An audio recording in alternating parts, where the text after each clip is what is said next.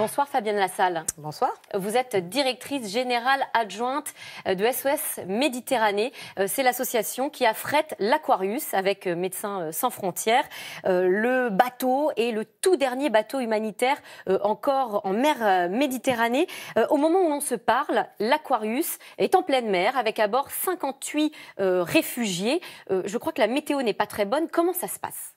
Alors en effet, l'Aquarius est encore au large, dans les eaux internationales, à environ 25 000 nautiques de Malte, avec à son bord 58 rescapés qui ont été secourus, pour certains 11 personnes depuis jeudi dernier, et puis les 47 autres personnes ce week-end dimanche, après une traversée plus qu'éprouvante. Il y en a qui sont là pour certains depuis près de 5 jours. Depuis jeudi, exactement. Il y a des femmes, des enfants ? Il y a 17 femmes, 18 enfants, dont 3 très jeunes enfants et une femme enceinte. La situation à bord, comment est-elle ? Elle est difficile, d'autant que, comme vous le citiez, la mer n'est pas bonne. Il y a même des vagues de plus de 2 mètres.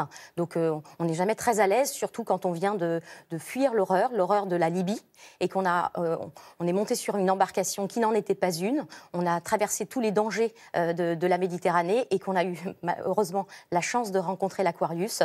Mais on est resté plusieurs heures dans l'expectative, avec de longues hésitations aussi, ça plusieurs jours même, puisqu'il faut rappeler qu'avant de trouver une solution, évidemment, il y a eu beaucoup de tractations. Finalement, ces naufragés vont être répartis entre 4 pays européens, la France, l'Allemagne, l'Espagne et le Portugal. Mais avant cela, encore faut-il atteindre Malte ? Comment ça va se passer ? Alors, nous n'irons pas jusqu'à Malte, puisque, en fait, ces passagers, comme le veut le droit maritime international, une fois secourus, doivent être débarqués le plus rapidement possible dans un port sûr, dans un lieu sûr, où leurs droits seront respectés. Mais nous allons les transborder vers une vedette maltaise. Transborder, ça veut dire transférer les naufragés en pleine mer. Exactement.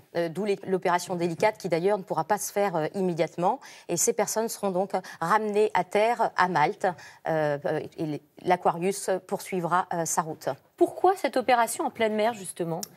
Pourquoi cette opération en pleine mer ? Là, c'est une problématique qui est tout à fait liée à l'Aquarius.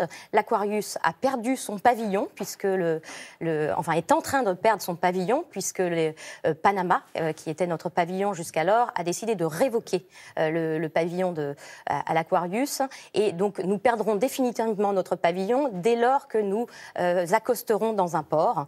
Alors, donc, pour nous, il n'est pas simple d'arriver sur Malte, qui est un lieu que l'on connaît moins. Et donc, nous préférons retourner sur Marseille, qui est notre port d'attache, en tout cas là où est le siège de notre association, et nous pourrons travailler au repavillonnage du bateau. Alors, perdre son pavillon, il faut l'expliquer aux téléspectateurs, c'est un peu comme une voiture qui perdrait sa plaque d'immatriculation. Ça ne vous donne plus le droit ensuite de naviguer. Quelles sont les conséquences très concrètes pour l'Aquarius ? L'Aquarius, en effet, une fois qu'il perd son pavillon, n'a plus l'autorisation légale de naviguer. Donc il resterait à quai, puisqu'il ne pourrait pas repartir, mener ses missions de sauvetage en pleine mer. Ça veut dire que vous êtes prêt à laisser l'Aquarius à quai. Il pourrait ne plus continuer ses missions ? Alors, on n'est pas prêt. On est obligé. Nous subissons des pressions, puisqu'il faut rappeler que c'est le second pavillon que nous perdons en quelques semaines, puisque précédemment, Gibraltar nous avait déjà retiré son pavillon.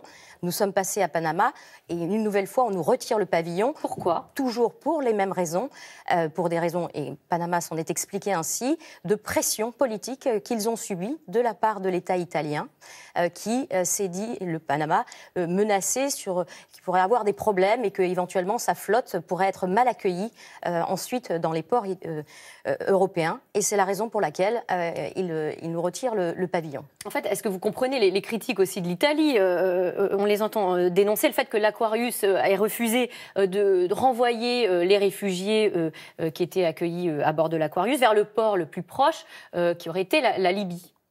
Alors, l'Aquarius et ses équipes à bord ne font que respecter le droit maritime international, que d'ailleurs on pourrait rappeler à certains gouvernants.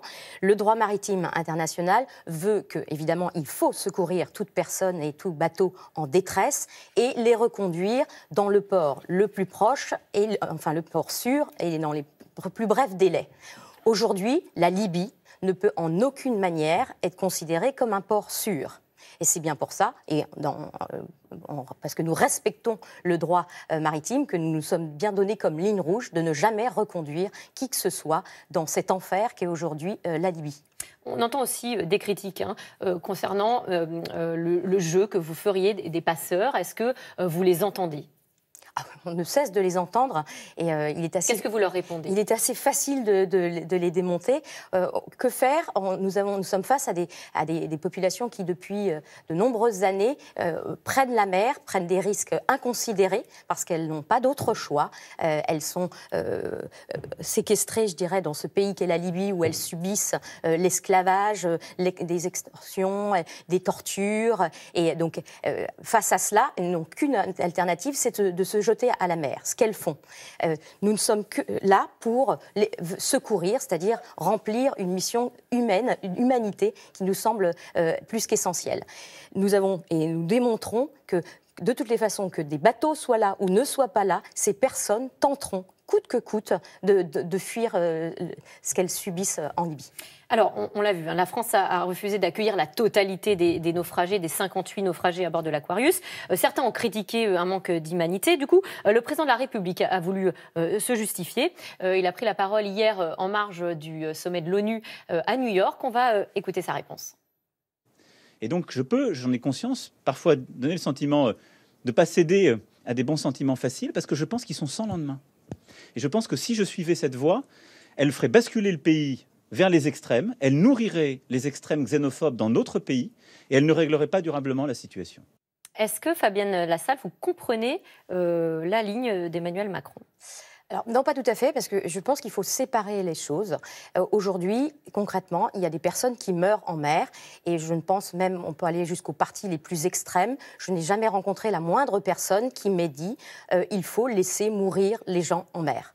Non, effectivement, il y a des sujets plus larges qui sont ceux de traiter la montée des populismes, le sujet migratoire et trouver des solutions en amont, en aval, indiscutablement. Par contre, ce sur quoi on ne peut pas déroger, c'est à notre humanité. Ce sont les valeurs morales de l'Europe que je pense bien peu peuvent contester sur le fait qu'il faut mettre en place des moyens pour secourir ces personnes et leur assurer au moins le débarquement dans un port où elles vont pouvoir faire jouer leurs droits, ne serait-ce que oui, parce qu'à chaque fois, quand même, on a l'impression que c'est les mêmes longues journées de tergiversation à chaque sauvetage, avec des pays européens qui se renvoient la balle et peu d'accueil simple. Tout à fait, et qui sont très lourds et qui pèsent énormément sur ces personnes qui viennent de vivre quelque chose, un moment extrêmement difficile. Et on fait peser des discussions politiques sur un sujet beaucoup plus large sur, je dirais, le dos de ces pauvres airs qui ont pris la mer contre leur gré. Alors, on parle de crise migratoire beaucoup, des craintes aussi de la montée du populisme. Alors voyons peut-être les chiffres. On se souvient qu'en 2015, au moment de la tension la plus forte du nombre de réfugiés, il y avait en gros 1 million de réfugiés qui arrivaient par la mer. Est-ce qu'aujourd'hui, on a les chiffres depuis le début de l'année en gros ? Depuis le début de l'année, environ 80 000 personnes ont atteint les côtes de l'Europe et strictement l'Italie, on est de l'ordre de 20 000 personnes. Et c'est là où il faut absolument avoir ces chiffres en tête et non pas relativiser, mais en tout cas leur donner leur juste dimension. Ça fait quand même 12 fois moins en 3 ans de nombre de naufragés arrivant par la mer. Et on continue à parler de vagues migratoires, là où il faut parler d'hommes, de femmes et d'enfants.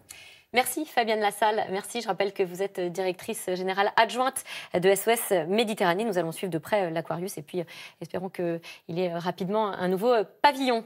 Tout de suite, Caroline Roux, C'est dans l'air, une émission consacrée ce soir à la PMA.